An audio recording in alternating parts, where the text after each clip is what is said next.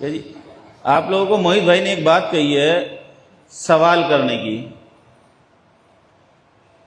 और सवाल करना भी मैंने इसी तरीके से सीखा है। तो मैं अपनी चीज़ एक बार शेयर करूंगा जो मैंने अपना एक्सपीरियंस किया कि आप सीधा डीएम के पास जाकर सवाल नहीं पूछ सकते। ऐसा कई लोगों को है कि नहीं पूछ सकते हैं, हालांकि उन्होंने बताया और वो आगे भी बताएंगे। मैं बोलता हूँ आप हर जगह सवाल पूछ सकते हैं, जहां भी आप हैं आप सवाल कर सकते हो, किसी भी सिचुएशन में सवाल कर सकते हो, क्योंकि आपके पास खाली डीएम नहीं आएगा और बहुत सारी चीज़ आपके साथ आ रही हैं। जैसे अपार आईडी भी हो गया, कुछ भी हो गया, इवन कि आपको आप कुछ भी लेने जा रहे हो तो आपसे आधार मांग लेते हैं, और आधार मांगते हो आप कोई क्वेश्चन नहीं करता, कोई भी नहीं करता। मेरे साथ जब ऐसा होता था तो मैं क्वेश्चन करता था। सीखा है मैंने, जेएसएम से सीखा है मैंने, इन्हीं लोगों से सबसे सीखा है, सीखते हुए यहाँ पहुंचे हैं अभी। ठीक है, मुझसे शुरुआत की गई। मैंने इंश्योरेंस कराया था अपनी कार का, मेरी कार हिट हुई, एक्सीडेंट हुआ। इंश्योरेंस वाले बोलते हैं जी अपना आधार दे दो, आरसी दे दो। मैंने कहा बस एक ही काम कर दो, मैं आधार भी दूंगा, मुझे वो डॉक्यूमेंट प्रोवाइड कराइए जो ये कहता हो कि आधार मैंडेटरी है। वो कहते हैं कि आपका ये पास नहीं होगा, आपका इंश्योरेंस जो है नहीं मिलेगा क्लेम। मैंने कहा वो मैं देख लूंगा, बस मुझे ये पहले प्रोवाइड करा दो। मैंने 2 बार एक्सीडेंट अपना लिया है, आधार नहीं दिया, बिना आधार के उन्होंने पास किया है, कोई दिक्कत नहीं।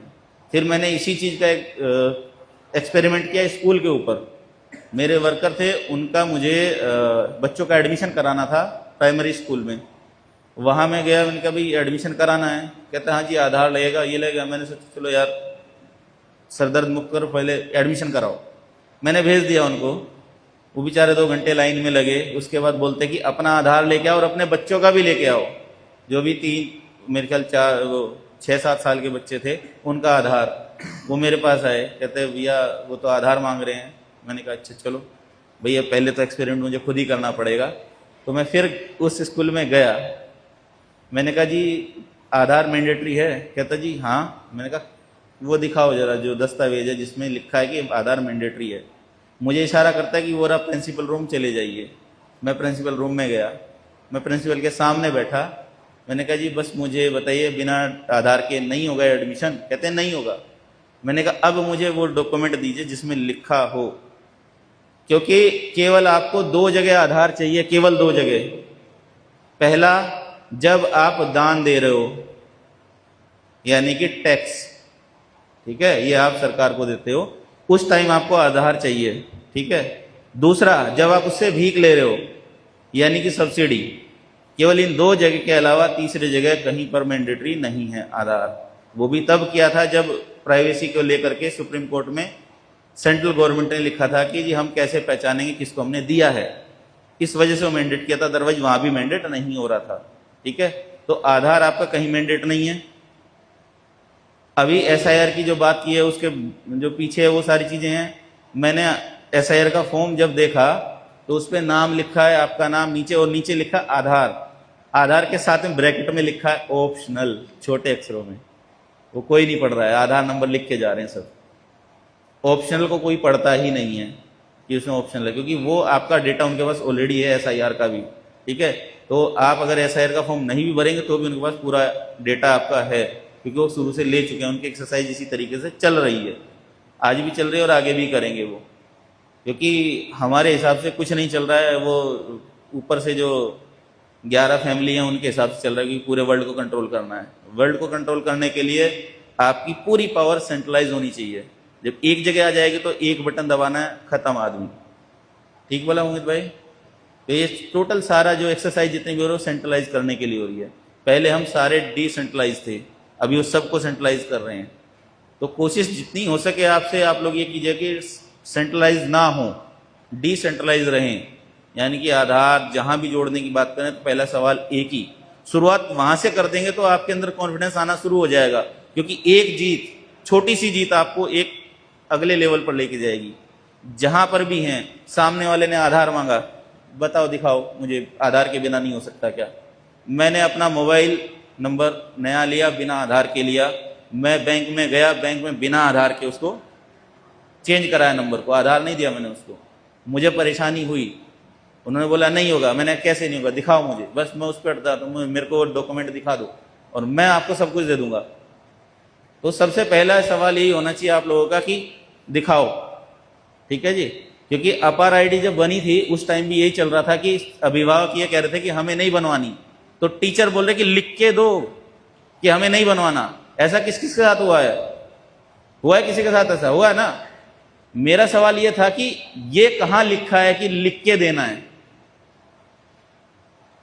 वो आपको हर चीज बोलते हैं कि आप लिख के दो, लेकिन हम उनसे नहीं कहते कि तुम लिख के हमें भी दो। कहां पर लिखा है? कोई पूछता है? बस यही से शुरुआत होती है कि आप जहां बैठे हैं, जब आपसे सब कुछ रिटर्न में आपसे लिया जा रहा है, तो आप भी सामने वाले से रिटर्न में लो कि भाई मुझे भी लिखित में दे। शुरुआत वहीं से कर दोगे, कॉन्फिडेंस ऊपर होता चला जाएगा, सारी चीज एकदम ठीक होती चली जाएंगी। अब ये चीजें क्लियर हुई कि आपको जहां भी है वहां से शुरुआत करनी है आपको। किसी को कंफ्यूजन है इस चीज में? क्लियर है? यानी कि आपको डीएम सीधा डीएम के पास जाके बात नहीं करना है, ठीक है। वो तो मजबूरी आएगी तो करनी पड़ेगी, लेकिन शुरुआत वहीं से कर दो, निचले स्तर से ही। नीचे स्तर करोगे वहां पहुंच जाओगे, आप अपने आप पहुंच जाओगे, कोई दिक्कत ही नहीं है। मैं भी बहुत डरपोक आदमी था यार, बहुत डरपोक था। ऐसा नहीं, मेरी कांपे टांगती थी, समझ गए? लोगों की टांगे कांपती थी, मेरी कांपे टांगती थी, ठीक है। तो अब कुछ नहीं है, अब हाँ भैया जब बताओ क्या बताना है। तो सीधा सा यही है। अब आते हैं अपने दूसरे मुद्दे पे, जो हमारे घनश्याम वर्मा जी का मुद्दा है। थोड़ा सा मैं सरल भाषा में जो मेरी समझ में है मैं वो बताऊंगा, और उसकी जो टेक्निकल चीजें हैं वो वर्मा जी बताएंगे, क्योंकि उनकी मेहनत है सारी। अब मेरे सवाल आप लोगों से होंगे, जो जानकारी आप लोगों के पास होगी पहले से ही, तो आप लोग वो देंगे। मैं ये जानना चाहता हूं, चांदी का जो सिक्का था जो 98% जिसमें शुद्ध चांदी थी, वो कौन से सन में था? बताएंगे? बोलिए। 1960 लास्ट में, 1940 तक लास्ट था ना। देखिए आपके पास एक चांदी का सिक्का था 98% शुद्ध चांदी। उस समय आपके पास उसको जमा करने का क्या ऑप्शन था? बैंक था? बैंक था ना आप लोगों के पास?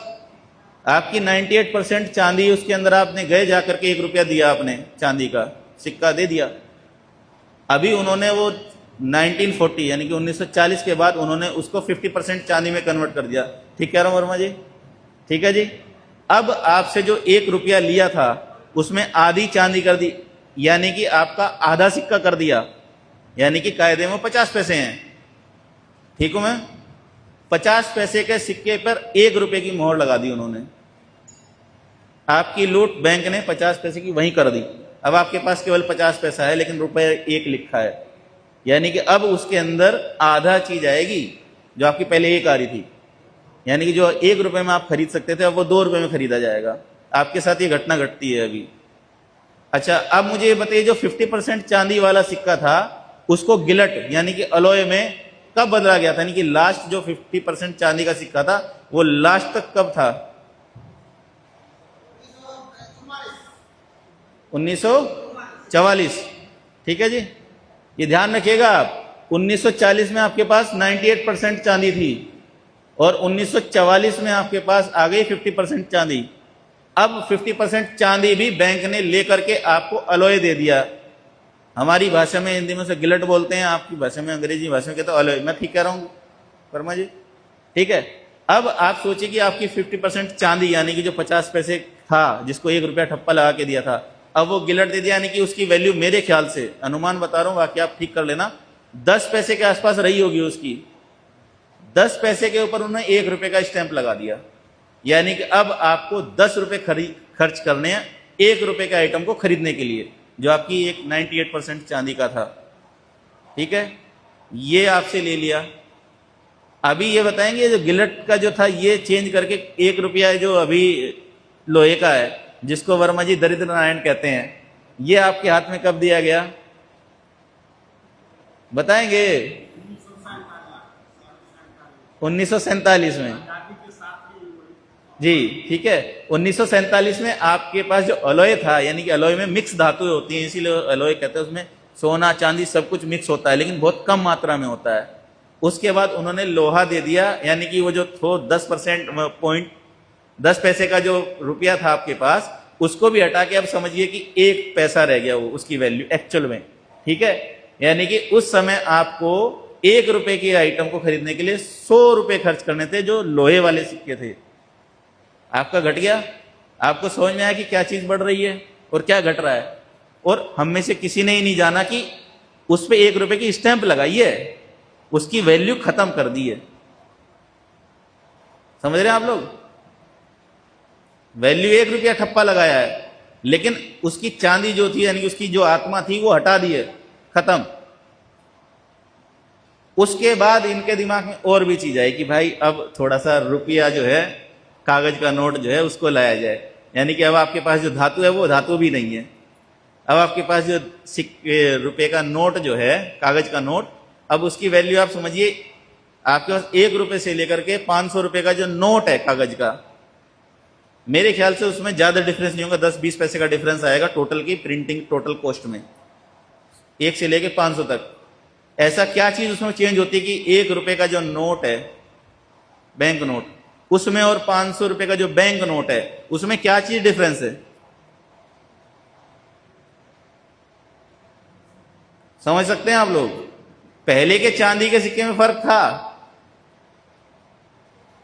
1 रुपए में मोहर थी 15 रुपए की, जो उन्होंने पहले 10 की थी, फिर 15 की कर दी, लेकिन वहां सोना और चांदी था। यहां आपके पास कागज है, तो फर्क कैसे करोगे? 1 रुपए में, और उसमें लिखा है 1 रुपया, उधर लिखा है 500 रुपया, लेकिन एक्चुअल तो उसकी वैल्यू कुछ नहीं है। ये बता दिया। इसके आगे की पूरी स्टोरी जो है वो वर्मा जी बताएंगे पूरी कंप्लीट। ठीक है, क्योंकि ये साधारण भाषा में मैंने समझा और बताया। अब देखिए सेम इसी चीज को मैं थोड़ा कुछ बोलना चाहूंगा जी, बोलिए। सभी साथी आए हैं। पहली बात तो यहां आ जाती मन की बात आती, मन की, कि मन में क्या चाहिए और क्या चल रहा है और क्या हो रहा है। आप जो आए हो ना, ये मन को क्या चाहिए? कोई मंदिर जाना चाहता है, कोई कलारी पे जाना चाहता है। तो मेरा ये कहना है कि इंसान जब अपनी क्लास में पढ़ने जाता है ना, तो उसको साल भर लगता है पास करने के लिए। मकान जब बनाता है ना, तो नींव खोदता है, दीवारें चलती है, छत ढलाई होती है, प्लास्टर होता है, कलर होता है, तब जाके पूरा मकान बनता है। तो अभी मैं बता दूं आपको, हमारे जो वक्ता हैं, जो सेशन लेंगे, भाई किसको किसका सेशन कितना अच्छा लगता है वो आपके ऊपर निर्भर करता है। दूसरी बात यह है कि अभी सेशन जो लेंगे, अभी अपने जो भाई है रोहतक वाला मोहित भाई का पूरा हुआ है, इन भाई साहब का सेशन चल रहा है। अभी फिर रुपये के ऊपर घनश्याम जी वर्मा बोलेंगे, अभी हमारे ओम भाई बोलेंगे। तो अभी क्या हमारा खाना खाने का समय होने वाला है। तो अभी भाई साहब का थोड़ा बहुत जितना भी सेशन रहेगा, उसके बाद ओम भाई बोलेगा, ओम भाई बोलने के बाद फिर वर्मा जी बोलेंगे, और वर्मा जी के बाद आप जो कानून जो लड़ाई लड़ते हो, जो बैंक वाली जो मेन आपकी जो जड़ें हैं, उन जड़ों को दिखाने के लिए सोमदेव भाई आएगा। सोमदेव भाई जो है वो सेशन बताएगा कैसे क्या रहेगा, क्या करना है। और मेरा काम तो मैनेजमेंट का है, तो मैं तो बीच बीच में बोलता रहूंगा। बाकी हम ये जो बताएंगे वो काम करके हम देंगे। तो सभी साथी धैर्य बना के रखे। मकान धीरे धीरे बनता है, धीरे धीरे रेमना, धीरे सब कुछ होए। माली सींचे 100 घड़ा, ऋतु आवे फल होए। तो समय आने पे फल मिलेगा। अपने मन को धीरज बना के रखे। खाना भी तैयार है, खाना भी खाना है, कल फिर आना है। बाकी नहीं आओगे तो मार खा जाओगे, और यहीं रहना है। खाने की, सोने की, उठने की, बैठने की, बातचीत करने की सारे बने हुए। अरे 2 दिन जीवित मर लो। कबीर साहब जी की वाणी है कि जग में जीवित क्यों ना मरे रे, मन को धीरज धरे रे। तो जीते जी जो मरेगा ना, वही मोक्ष को प्राप्त करेगा। तो जीते जी मरना पड़ेगा आपको। 2 घंटे के लिए मर जाओ, 2 दिन के लिए मर जाओ, परमानेंट मर जाओगे तो घर को कौन संभालेगा? बीवी बच्चा कौन संभालेगा? तो जीते जी मरना पड़ेगा। इस मन को धैर्य बना के रखो, सफलता के दिन आएंगे। सफलता कहीं दूर नहीं है हमारी, इस बात की गारंटी हम देते हैं। धन्यवाद। चलिए ना, चलिए तो मिलेगा।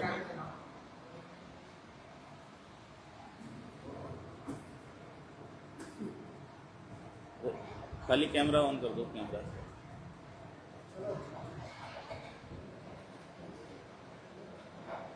धन्यवाद। अब देखिएगा, मेरे पास ये सिक्के भी आ चुके हैं। ये 1940 का सिक्का है, 98% चांदी का।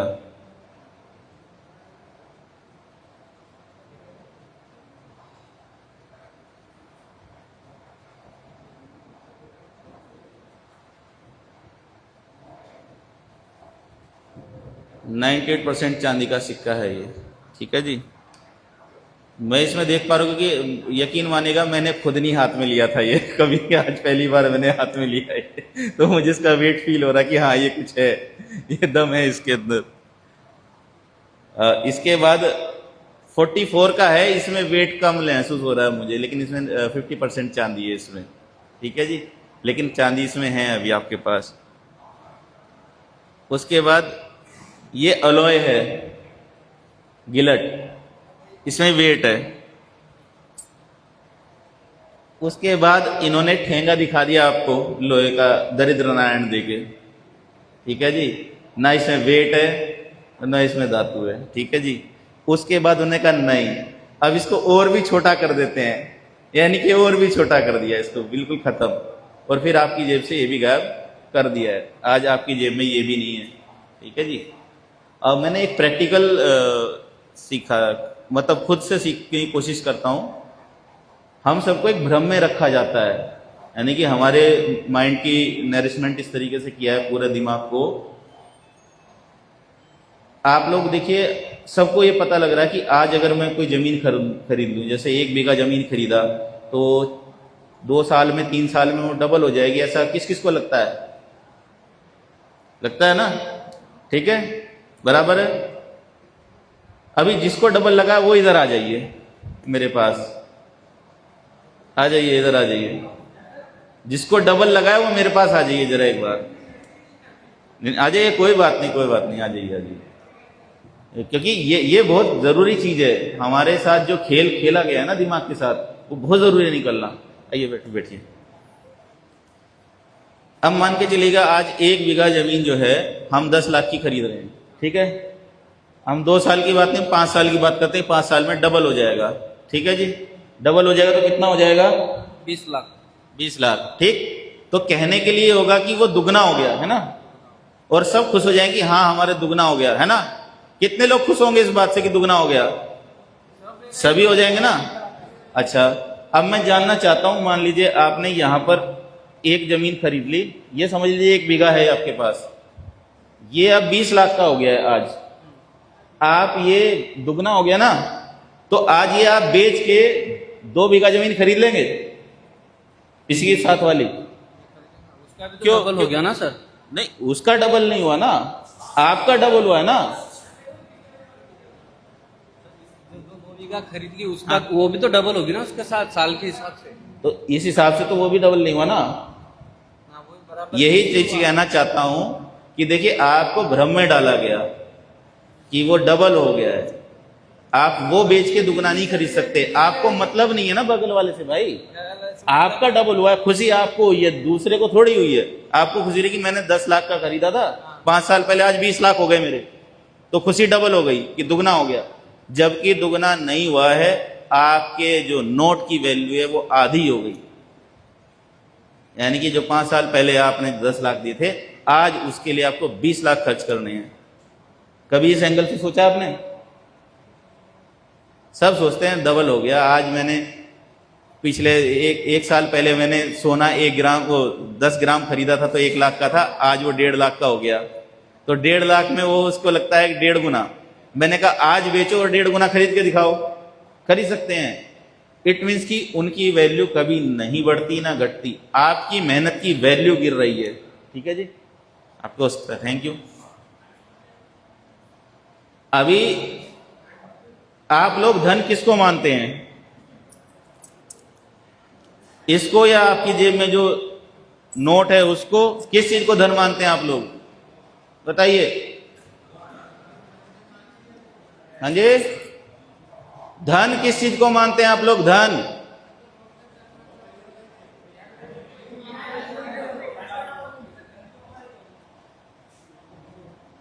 हेलो, धन किस चीज को मानते हैं? देखिए, बिल्कुल हरेश भाई सही कह रहे हैं। जो जो जो खुद को मल्टीप्लाई कर सके असल में धन वो है। ठीक है, जैसे अभी मैंने एग्जांपल दिया कि 1 बीघा जमीन आपकी डबल हो गई तो आप दुगनी नहीं खरीद पाओगे, वो उतने की ही है। ठीक है जी। लेकिन अब मैं बोलता हूं कि आपने एक भैंस खरीदी है, आज 1 लाख की खरीदी मानिए, अगले साल वो एक बच्चा देती है, तो आपके पास एक भैंस और एक बच्चा है। 3 साल के बाद वो भी भैंस हो जाती है। मैं ठीक हूं क्योंकि मैंने पाली नहीं, तो मुझे पता नहीं, कंफ्यूजन हो सकता है, लेकिन अनुमान है मेरा। ठीक है, अब आपका 3 साल में 2 भैंसें हैं, यानी कि अगर आपकी 1.5 लाख की भी आप मान के चलते हैं उसको कि रेट बढ़ गया, तो आप 3 लाख रुपए आपके पास है। ठीक है जी। तो आज अगर आप एक बेच देंगे तब भी आपके पास एक बचेगा। असली धन वो है, यानी कि जो अपने को मल्टीप्लाई कर सके वो असली धन है। हम ये केवल इन्फ्लेशन रोकने का धन है, इन्फ्लेशन रोकेगा। यानी कि जो 98% चांदी जो थी, जो उस टाइम जितना सामान इसमें आ सकता था, आज भी इसी में इतना ही आ जाएगा। ये इन्फ्लेशन को नहीं, इसके ऊपर असर पड़ता, ये सेम रहेगा। लेकिन असली धन जो है खुद को मल्टीप्लाई करता है। इसीलिए हमारे यहाँ कहा जाता है पुत्र धन, पशुधन, अन्न धन। पुत्र मतलब दोनों, बेटा बेटी दोनों आएंगे इसमें। यह मत समझे पुत्र धन मतलब पुरुष के लिए कहा जा रहा है, ऐसा नहीं। ठीक है, जो खुद को मल्टीप्लाई करेंगे, यानी कि शादी हुई, पति पत्नी हुए, उन्होंने एक और पैदा किया तो अब वो 3 हो गए हैं, 2 से 3। ये धन है असली। और हम सब दौड़ रहे हैं नकली धन के पीछे, बिल्कुल नकली, जिसका अपना अस्तित्व नहीं है। मेरी नजर में तो नहीं, क्योंकि वो हर रोज जब डेप्रिसिएट हो रहा है, गिर रहा है, तो वो असली धन क्या, धन ही नहीं हो सकता। असली तो छोड़ दीजिए, वो धन ही नहीं है जिसके पीछे आप लोग दौड़ रहे हैं। ठीक है जी। तो एक तो पहले अपने आप को असली धन के पीछे दौड़ना शुरू कीजिए कि असली धन क्या है, वो पता भी लग गया है, और खुद से भी चेक कीजिए कि असली धन क्या है। अच्छा, आप लोगों में से ओमपुरी को कौन कौन जानता है? ठीक है, और घनश्याम वर्मा जी को? ठीक है। अच्छा, वर्मा जी को कौन अपना समझता है?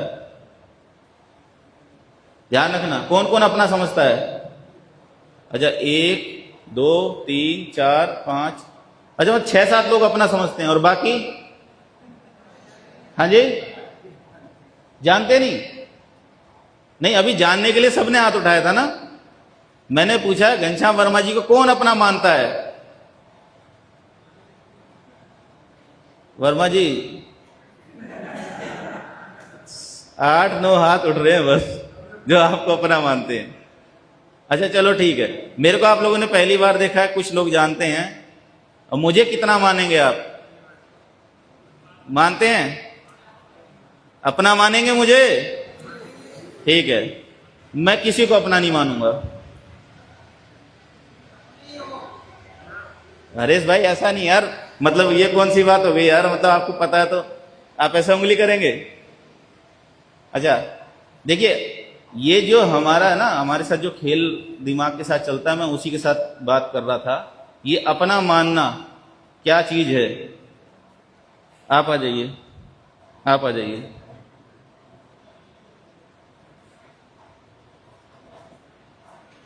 अभी मैं इनसे सवाल पूछूंगा। अगर ये यहां पर अपने माता पिता के साथ आए होते और मैं इनके सामने आता, तो ये अपने माता पिता का परिचय कैसे कराते? बताएंगे आप मुझे? आपके माता पिता हैं? आपके माता पिता हैं, मैं सामने आया हूं, तो आप मुझे किस तरीके से इंट्रोड्यूस कराएंगे? ये मेरे पिताजी हैं, ये मेरे माता जी हैं। ठीक है। शादी हो गई आपकी? पत्नी को कैसे मिलाएंगे? ये मेरी धर्म पत्नी है। क्या आपको लगा आपको ये कहना चाहिए कि देखिए परिंद जी, आप मेरे मित्र हैं और इनको मैं अपनी मम्मी समझता हूँ और इनको अपने पिताजी समझता हूँ। कभी करा है सर? क्यों नहीं किया? समझने वाली क्या बात है, वो है माता पिता, तो समझने में क्या। इसका मतलब क्लियर होता है? ये समझने का मतलब है कि वो नहीं है आपका। मैं ये पूछ रहा था कि जैसा आपने कहा कि वर्मा जी को कौन कौन अपना मानता है, तो अपना मानने से क्या तात्पर्य है, मतलब वही समझा रहा हूँ, वही समझा रहा हूँ, वही बोल रहा हूँ। मैंने कहा अपना मानते हैं, वो थोड़ा शब्द गलत, अपना मानने वाली बात है। देखो, मैं आपको भाई मानता हूँ, या इसका मतलब सीधा है कि आप मेरे भाई नहीं हो। हाँ, मानता हूँ। नहीं हो तभी तो मानूंगा ना, मेरे होंगे तो नहीं मानना पड़ेगा ना मुझे। वर्मा जी मेरे बड़े हैं, वो बड़े भाई समझ लीजिए, पिता तुल्य समझ लीजिए, तो वो मैं उनको मानता नहीं हूं, मेरे हैं तो बात ही खत्म। बस। तो मेरा कहना है कि जब आप किसी को मानने की बात करें तो थोड़ा सोचिएगा कि आप मानते हैं, इसका मतलब आपके नहीं है। जिस दिन आपके हो जाएंगे उस दिन आपको मानना नहीं पड़ेगा। यानी कि अगर मैं अपने भाई को यहाँ लेके आऊंगा, बड़े भाई को, तो मैं ये कहूंगा ये मेरे बड़े भाई हैं। मैं ये कभी नहीं कहूंगा कि देखिए जी इनको मैं बड़ा भाई मानता हूं। ठीक है? तो थोड़ा सा अपना कॉन्सेप्ट क्लियर कीजिएगा कि कौन आपका है और किसको आप अपना मानते हैं। तो वर्मा जी आपके बहुत सारे हैं मानते थोड़े से हैं आपके बहुत सारे। ठीक है जी, तो मेरा इतना ही है अभी के लिए। और किसी को अगर इसमें जो मैंने अभी आपको पूछा है, इसमें किसी को कोई सवाल हो, जो मैंने बताया इसमें कोई सवाल हो तो बताइए। है किसी का कोई सवाल? ठीक है, चलिए, धन्यवाद आप लोगों का बहुत बहुत, इतने ध्यान।